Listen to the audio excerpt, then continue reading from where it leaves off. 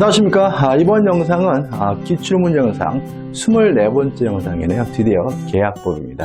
계약법 총론에서 첫 번째 영상인데 이 계약의 종류하고 계약의 성립을 정리해 볼 건데, 참 솔직히 말하면 뭐랄까요, 어려운 건 아닌데 난잡하고 정리하기 좀 힘들거든요. 그래도 한번 정리해 보도록 하죠.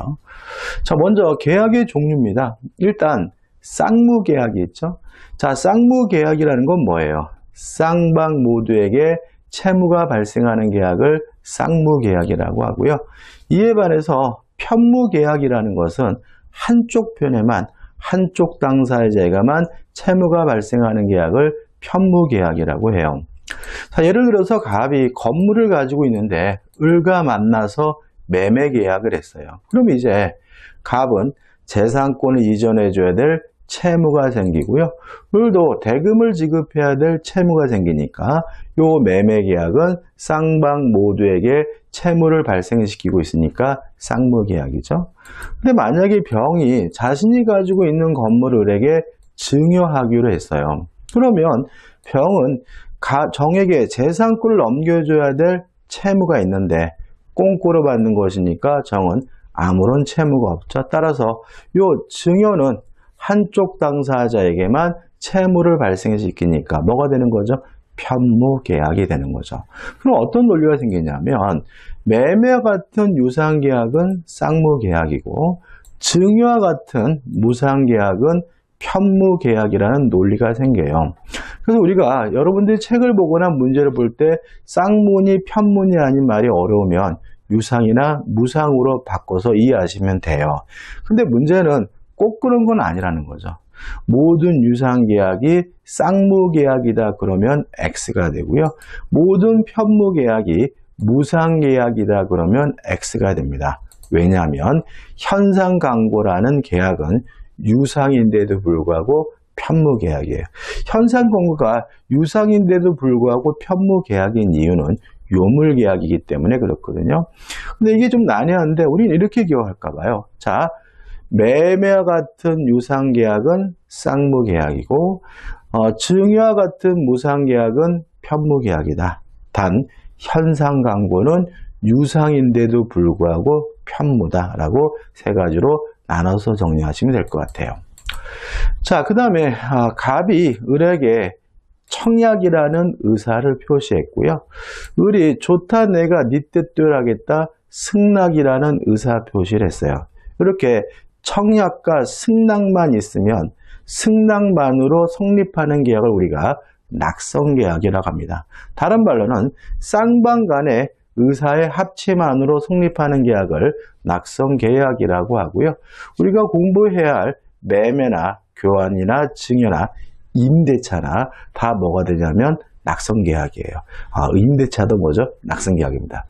이에 반해서 승낙 외, 의사의 합치 외 일정한 물건이 요구되는 계약을 우리가 요물계약이라고 하는데, 요물계약의 종류는 좀 숙지해 두실 필요가 있습니다. 계약금 계약, 보증금 계약, 대물변제, 현상광고는 요물계약이다라는 것까지 좀 숙지해 두시기 바랍니다. 자, 그 다음에 이제 계약의 성립에 관한 구체적인 내용을 좀 보죠. 자, 청약, 계약을 하자고 청하는 걸 우리가 청약이라고 하는데, 청약은 의사표시겠죠. 따라서 청약의 효력 발생 시기는 도달주의다. 따라서 상대방에게 도달하게 되면 효과가 생기고 도달된 후에는 처리할 수 없고요. 또 발신 후 도달하기 전에 청약자가 사망하거나 제한 능력자가 되더라도 아무런 영향을 미치지 않는다는 거 꼭 기억해 두셔야 되고요. 또 청약자, 청약하는 사람은 특정한 사람, 특정인이어야지만 누구인지 명시될 필요가 없다는 거 조심하셔야 되고요. 이에 반해서 청약의 상대방은 불특정 다수라도 가능하다는 거 꼭 기억해 두시고, 이 부분은 커피 자판기를 설치한 경우를 생각하시면 이해되실 거예요. 그 다음 이제 승낙입니다. 자, 승낙은 첫 번째, 승낙의 상대방은 청약자거든요.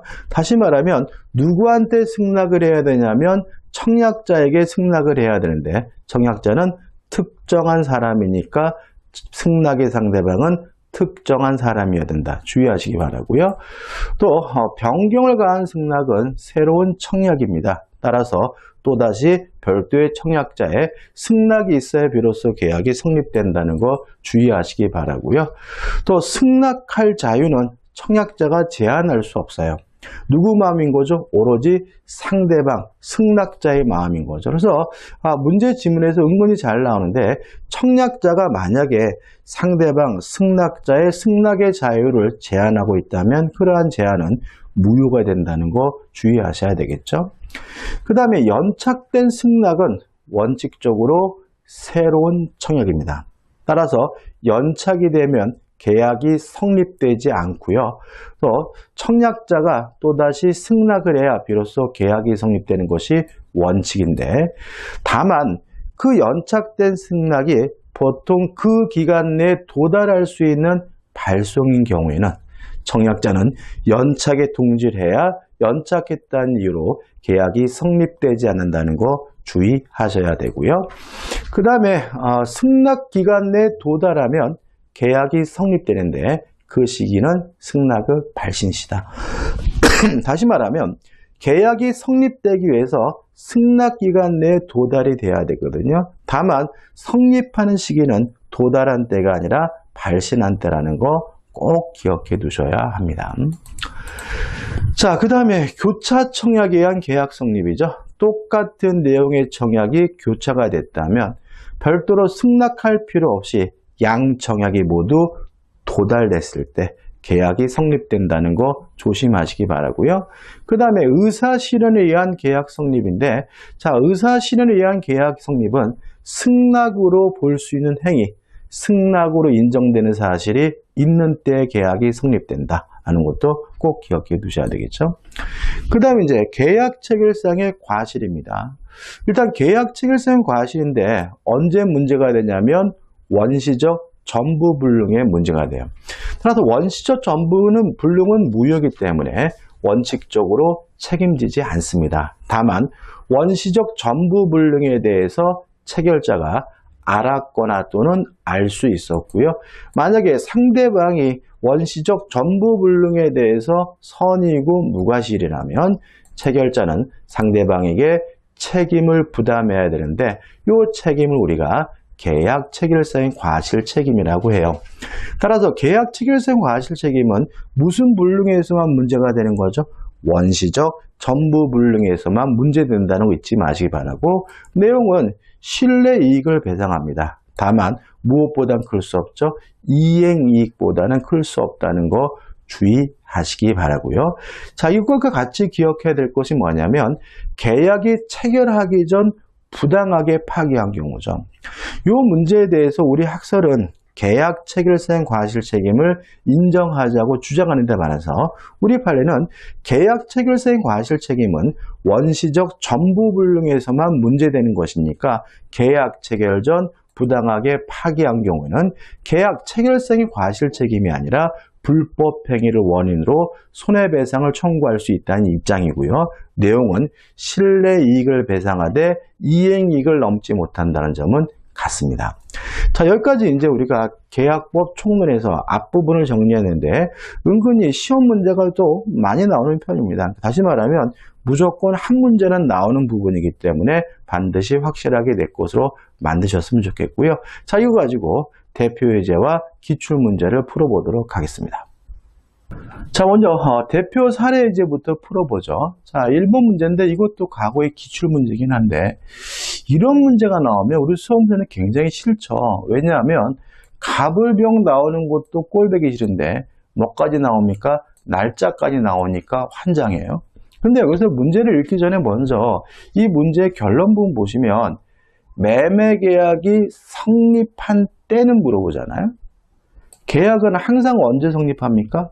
승낙을 발신했을 때죠. 다시 말하면 중간 과정이 아무리 복잡하다 하더라도 어차피 계약은 언제 성립하는 거죠? 승낙을 발신한 때예요. 따라서 이제는 문제를 읽으면서 승낙을 발신한 때가 언제인지를 찾으면 되겠죠. 먼저 풀어보죠.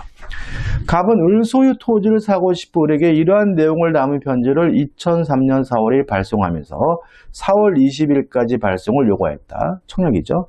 4월 7일 편지를 받은 을은 갑이 제시하는 가격의 토지를 팔겠다는 편지를 4월 12일 날 발송했어요. 그러면 승낙을 발송한 시점 며칠입니까? 4월 12일이니까 계약이 성립됐다면 그 시기는 4월 12일 3번이 답이 되는 거죠. 간단하죠, 그죠? 그래서 우리가 머릿속에 계약이 성립되는 시점은 뭐죠? 승낙을 발신한 때다. 잊지 마시기 바랍니다. 이렇게 하면 문제 풀어요. 문제 좀 설명이 좀 필요합니다. 자, 근데 문제를 보시면, 그런데 우체국의 잘못으로 의뢰 편지가 4월 22일 날 도착했어요. 그러면 20일까지 답장을 요구했는데 20일 날 도착했다면 연착된 승낙이니까 계약이 성립될 수가 없거든요.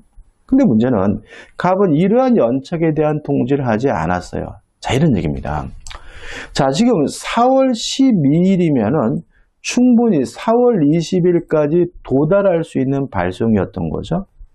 따라서 충분히 그 기간 내에 도달할 수 있는 발송인데도 불구하고 연착됐다면 연착의 통지를 해야 연착됐다는 이유로 계약이 성립되지 않는데 연착의 통지를 하지 않았기 때문에 계약이 성립되게 됩니다. 언제요? 승낙을 발신한 때. 따라 답은 3번이 되는 거죠. 자, 요거 가지고 2번도 풀어봐야 되겠네요. 2번. 갑은 자기 소유 임야를 개발할 생각에 개발업자 을과 교섭하였고 계약이 확실하게 체결되리라는 정당한 기대 내지 신뢰를 부여하여 을은 그 신뢰에 따라 행동하였으나 갑은 계약 체결을 거부하였어요. 자, 옳은 걸 찾습니다. 자, 일단 계약 체결 전 부당하게 거부했다면 상대방은 불법 행위를 원인으로 손해배상을 청구할 수 있고요. 다만 그 내용은 신뢰이익을 배상하되 이행이익보다 높을 수는 없다. 이거거든요. 1번, 을이 갑에게 계약 체결을 강제할 수는 없다. 이게 맞는 거죠. 계약 체결을 강제할 수는 없는 거예요. 2번, 계약이 체결되지 않았으므로 갑에게는 법적 책임은 없다. X, 불법 행위 책임을 물을 수 있는 거죠. 3번, 계약 체결 거부로 손해를 입은 을에게 갑은 채무 불이행 책임을 질 수 있다. X, 불법 행위를 원인으로 손해배상을 청구할 수 있는 거죠. 그다음 4번 조심할 건데, 자, 부당하게 파기한 경우에 불법 행위가 성립하는 거죠. 만약에 그 계약 체결 거부가 부당한 것이 아니라면 불법 행위가 성립될 수는 없어요. 따라서 4번, 계약 체결 거부의 이유가 상당하더라도 부당하지 않네요. 신의 비추어 갑을이 입은 손해를 배상해야 한다. X가 되는 거죠. 5번, 갑이 손해배상 책임을 지는 경우죠. 자, 불법 행위를 원인으로 손해배상 책임을 지는데 신뢰 이익을 배상하되 이행이익보다 클 수는 없으니까 계약 체결을 신뢰한 을이 입은 모든 손해를 배상해야 한다. X가 되고요. 옳은 것은 1번이 됩니다. 자, 요거 가지고 이제 기출 문제를 풀어볼 겁니다. 한 10문 정도 풀어봐야 될 것 같아요. 1번입니다. 계약의 유용에 관한 설명으로 옳은 것은 자, 이렇게도 쉽게 냅니다. 그죠? 1번, 부동산 매매 계약은 유상이죠? 낙성 계약이죠? X네요. 중개 계약은 민법상 전형 계약이다? 아닙니다. 자, 전형 계약은 민법에 있는 계약을 말하거든요. 근데 중개계약은 민법이 없죠. 중개사법에 있죠. 그래서 비전형 계약인 거죠. 3번, 부동산 교환 계약은 대표적인 뭐죠? 유상이죠. 계속적 계약도 아니죠. 4번, 증여 계약은 편무는 맞는데 뭐죠? 무상입니다. 답은 뭐죠? 5번이죠. 임대차 계약은 유상이고 쌍무입니다. 2번입니다. 계약의 유효에 관한 설명으로 틀린 것은 예약은 채권 계약이다. 맞습니다. 자, 왜냐하면 예약을 했다 그래서 물권이 발생하는 것은 아니거든요. 따라서 예약은 채권 계약이죠. 2번, 전형 계약 중 쌍무 계약은 유상 계약이다. 쌍무 계약은 다 뭐죠? 유상 계약인 거죠. 맞죠? 3번 교환계약은 요물계약이다. X. 교환계약도 대표적인 뭐죠? 낙성계약이고요. 특히 이 3번과 같이 교환계약은 왠지 요물계약과 같은 착각을 일으키기 때문에 은근히 잘해요. 4번 매매계약은 유상이니까 쌍무고요. 임대차 계약은 물론 뭐죠? 유상입니다. 3번입니다. 민법상 계약의 성립에 관한 설명으로 틀린 것을 찾으라고 하네요. 청약은 불특정 다수인을 상대로 할 수 있다. 커피 자판기. 청약의 상대방은 불특정 다수일 수 있으니까 1번은 맞는 질문이죠. 2번 청약은 모든 의사표시는 도달된 후에는 철회하지 못하죠. 따라서 특별한 사정이 없는 한 철회하지 못한다. 맞는 질문이죠. 3번 격지자 간의 계약은 다른 의사표시가 없으면 승낙의 통지를 발송한 때 성립한다. 맞죠? 계약의 성립 시기는 승낙을 뭐죠? 발송한 때가 되는 거죠. 4번 청약자가 청약의 의사표시를 발송한 후 제한 능력자가 됐어요. 아무런 영향이 없죠. 따라서 청약의 효력에 영향을 미치지 않는다. 맞는 질문이죠.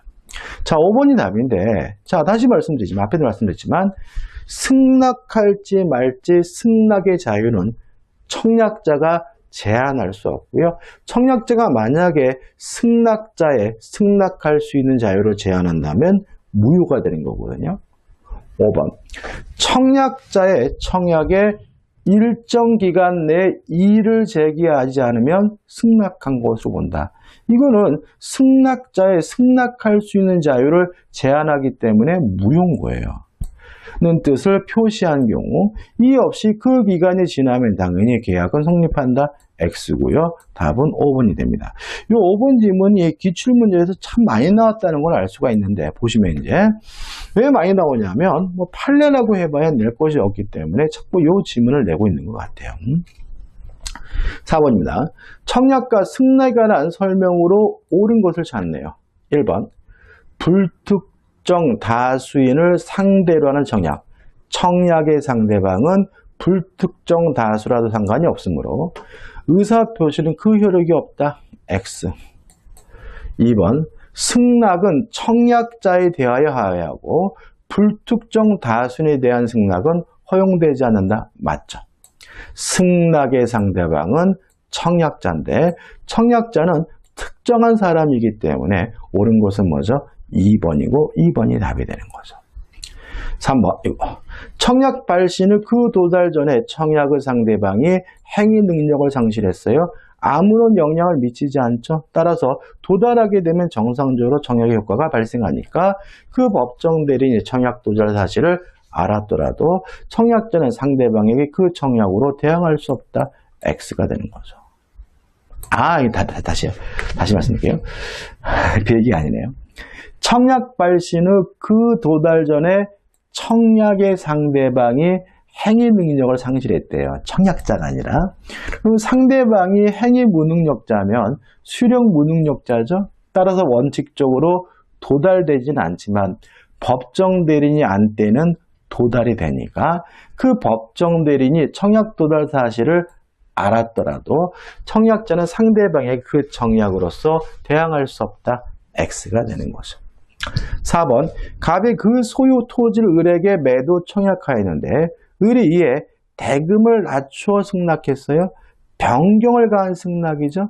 변경을 가한 승낙은 뭐가 됩니까? 새로운 청약이기 때문에 아직 계약이 성립되지는 않습니다. 따라서 대금을 낮추어 승낙한 경우에도 매매계약이 성립한다. X가 되는 거죠. 5번 갑이 대금을 확정하지 않고 그의 주택 을에게 팔겠다는 의사를 표시했어요. 자, 그러면 이거는 청약의 유인인 거죠. 자, 청약이 되려면 승낙만 있으면 계약이 성립될 수 있을 정도 내용이 확정되어야 돼요. 그 정도가 아니라면 청약의 유인인 거거든요. 따라서 을이 곧 갑에게 1억 원에 사겠다는 이 의사를 표시했다. 이게 뭐예요? 청약인 거죠. 그럼 현재 청약만 있는 상태니까 아직 계약이 성립되지 않았으므로 갑을 사이에 그 주택에 대한 매매 계약이 성립한다는 질문은 X가 됩니다. 다시 한번요. 계약은 낙성 계약입니다. 청약이 있고 그에 응하는 승낙만 있으면 성립됩니다. 따라서 청약이 되기 위해서는 승낙만 있으면 계약이 성립될 수 있을 정도로 내용이 확정되어야 하고요. 그 정도에 이르지 않았다면 그것은 청약이 아니라 청약의 유인입니다. 5번도 X네요. 답은 2번이죠. 5번 문제입니다.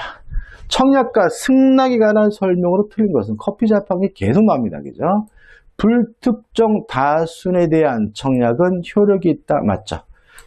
청약의 상대방은 불특정 다수라도 상관이 없죠.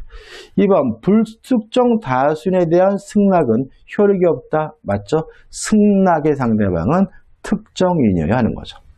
3번 청약은 원칙에 따라서 도달했을 때 효과가 생기고요. 승낙은 청약에 대한 답장의 승낙은 발신주의죠. 따라서 계약이 성립되는 시점은 승낙을 발신한 때. 따라서 청약과 승낙은 각각 그 발송 시에 효력이 생긴다. X고요. 발송 시에 효력이 생기는 건 뭐죠? 승낙이고 청약은 도달주의를 취하고 있기 때문에 답은 뭐죠? 3번이 되는 거죠. 4번 승낙 기간을 정하지 않은 청약은 언제까지 승낙을 해야 계약이 성립되냐면 상당한 기간이죠. 따라서 상당한 기간 내에 승낙의 통지를 받지 못한 때 효력을 잃는다. 맞는 지문이고요. 5번 승낙 기간을 정하지 않은 청약에 대하여 연착된 승낙은 청약자가 이를 새로운 청약으로 볼 수 있다. 맞네요. 연착된 승낙, 변경을 가한 승낙은 새로운 청약으로 봅니다. 답은 3번이죠. 6번이죠. 계약의 청약과 승낙에 관한 설명으로 옳은 것을 찾습니다. 1번 격지자 간의 계약의 청약일을 자유로이 처리할 수 있다. X. 모든 의사표시는 도달된 후에는 처리할 수 없죠. 2번 청약은 상대방이 있는 의사표시므로 청약할 때 상대방이 특정되어야 한다. X죠. 청약의 상대방은 불특정 다수라도 상관이 없죠. 3번 청약자 그 통지를 발송한 후 도달 전에 사망했어요. 아무런 영향을 미치지 않죠. 따라서 청약은 효력을 상실한다. X가 되네요. 4번 격지자 간의 계약은 승낙을 통지가 도달할 때 성립한다. X. 발신지 성립하게 되는 거죠. 5번 승낙 기간을 정하여 청약을 하였으나 청약자가 승낙의 통지를 그 기간 내에 받지 못한 경우 원칙적으로 청약의 효력을 상실한다. 맞죠? 따라서 승낙 기간이 지나서 승낙하더라도 원칙적으로 계약이 성립되지는 않습니다. 옳은 것은 5번이죠. 7번입니다. 청약과 승낙에 의한 계약의 성립에 관한 설명으로 틀린 거죠. 1번 청약과 승낙은 합치돼야 돼요. 주관적으로 당사자가 합치돼야 되고요. 객관적으로 내용이 합치돼야 되니까 청약과 승낙은 주관적, 객관적 합치에 계약이 성립한다. 맞는 질문이죠. 2번 승낙 기간을 정한 계약의 청약은 청약자가 그 기간 내에 승낙의 통지를 받지 못했어요. 그러면 계약이 성립되지 않죠. 원칙적으로 청약의 효력은 그 효력을 잃는다. 맞는 질문이죠. 4번 볼게요. 불특정 다순에 대하여 청약이 가능하다. 맞는 질문이고 5번 격지자 간의 계약의 청약은 그 통지가 상대방에게 도달한 때 효력이 발생한다. 맞는 거죠. 이 문제는요. 참 재밌는 것은 뭐냐면 이 5번을 답으로 선택하는 분들이 굉장히 많았다는 거죠. 왜요? 문제를 제대로 안 읽으니까. 자, 청약이죠. 청약. 승낙이 아니에요. 그죠? 다시 말하면 청약은 원칙적으로 뭐죠? 도달주의를 취하니까 도달한 때 효력이 발생한다. 이게 틀린 지문이 아니라 맞는 지문이고 엉뚱하게 승낙으로 바꿔서 잘못 읽어서 틀리는 분들도 굉장히 많았어요. 답은 뭐죠? 3번입니다. 자, 왜냐하면 착오라는 것은 뭔가요? 유효한 것을 착오에 의한 의사표시 뭐 할 수 있죠? 취소할 수 있죠. 취소라는 것은 뭐예요? 성립은 했고 유효한 것을 소급해서 무효화시키는 게 취소잖아요. 그래서 만약에 법률행위가 성립조차 되지 않았다면 착오를 이유로 뭐 할 수 없는 거죠? 취소할 수 없는 거죠. 3번 계약의 본질적인 내용에 대하여 무의식적 불합의죠. 의식적이든 무의식적이든 불합의가 있다면 계약이 성립조차 되지 않았으므로 계약을 취소할 수 있다는 질문은 X가 되고요. 답은 3번이 되는 거죠. 8번입니다. 계약에 관한 설명으로 틀린 것은 1번 계약을 합의 해지하기 위해서는 다른 말로 하면 해지 계약이죠. 청약과 승낙이라는 서로 대립하는 의사표시가 합치되어야 한다. 맞는 질문이죠. 2번 당사자 사이에 동일한 내용의 청약이 서로 교차됐어요. 그러면 양 청약이 모두 도달했을 때 계약이 성립되니까 양 청약이 상대방에게 도달한 때 계약이 성립한다. 맞는 질문이죠. 3번 계약의 합의 해제에 관한 청약에 대하여 상대방이 조건을 붙여서 승낙했어요. 자, 이거는 변경을 가한 승낙이죠. 변경을 가한 승낙은 뭐가 됩니까? 새로운 청약이 되는 거죠. 그 청약은 원래 청약은 효력을 잃는다. 맞는 질문이죠. 4번 또 나왔네요. 자, 승낙할 수 있는 자유는 청약자가 뭐 할 수 없어요? 제한할 수 없죠. 4번 청약자가 일정한 기간 내 회답이 없으면 승낙한 것을 본다고 표시한 것은 무효입니다. 따라서 특별한 사정이 없는 한 상대방은 이에 구속된다. X고요. 답은 뭐죠? 4번이 되는 거죠. 5번 청약자의 의사표시나 관습에 의하여 승낙의 통지가 필요하지 않은 경우 계약은 승낙의 의사표시를 인정되는 사실, 음식을 먹었다, 책에다 이름을 썼다, 시내버스에 탑승했다, 있는 때 계약이 성립한다. 맞는 질문이고요. 우리가 의사실현에 의한 계약 성립이라고 하는 거죠. 9번입니다. 계약의 성립에 관한 설명으로 틀린 것을 찾네요. 1번 청약은 그에 대한 승낙만 있으면 계약이 성립하는 구체적 확정적 의사표시여야 합니다. 만약에 그 정도에 이르지 않았다면 그것은 청약이 아니라 청약의 유인이고요. 물론 아파트 분양 광고는 청약이 아니거든요. 2번 아파트 분양 광고는 청약의 유인의 성질을 갖는 것이 일반적이다. 맞는 질문이겠죠. 3번 당사자가 동일한 내용의 청약이 상호 교차됐어요. 교차 청약에 의한 계약이 성립되는 시기는 양 청약이 모두 도달됐을 때죠. 따라서 양 청약이 상대방에게 발송됐을 때 한때에 계약이 성립한다는 질문은 X고요. 답은 3번이 되는 거죠. 4번 승낙자가 청약에 대하여 조건을 붙였습니다. 변경을 가한 승낙이죠. 새로운 청약이니까 조건을 붙여 승낙한 때는 그 청약의 거절과 동시에 새로 청약한 곳을 본다. 맞는 질문이고요. 5번 또 나왔네. 청약자가 미리 정한 기간 내에 이 일을 하지 아니하면 승낙한 곳을 본다는 뜻을 청약시 표시하였더라도 이런 특별한 사정이 없는 한 상대방을 구속하지 않는다. 맞는 질문이죠. 10번입니다. 다음 중 계약 체결자의 과실 책임이 인정될 수 있는 경우죠. 자, 그럼 뭐가 떠올라야 돼요? 원시적 전부불능이 떠올라야 되죠. 자, 계약 체결자의 과실 책임은 언제 인정됩니까? 원시적 전부불능입니다. 1번 수량을 지정한 토지 매매 계약에서 실제 면적이 계약 면적에 미달해요. 원시적 일부 불능이죠. 수량 부족이잖아요. 그죠? 따라서 아니에요. 3번부터 3번. 가옥 매매 계약 체결 후 제3자의 방화로 그 가옥이 전소가 됐어요. 후발적 불능이죠. 4번. 유명 화가 그림에 대한 임대차 계약을 체결한 후 임대인의 과실로 그 그림이 파손됐어요. 후발적 불능이죠. 5번. 저당권이 설정된 토지를 매수하여 이전 등기를 마쳤으나 후에 저당권이 실행되어 소유권을 잃게 됐어요. 후발적 불능이죠. 답은 2번이죠. 토지에 대한 매매계약 체결 전에 원시적이고요. 이미 그 토지 전부가 공용 수용됐다면 원시적 전부불능이기 때문에 답은 몇 번만이 답인 거죠? 2번만이 답인 거죠. 다시 말씀드리지만 계약 체결자의 과실 책임은 원시적 전부불능인 경우에만 인정된다는 거 잊지 마시기 바랍니다. 자, 여기까지고요.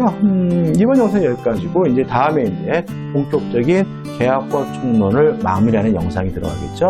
자, 이 영상이 도움이 되셨다면 구독, 좋아요 부탁드리겠습니다. 고맙습니다.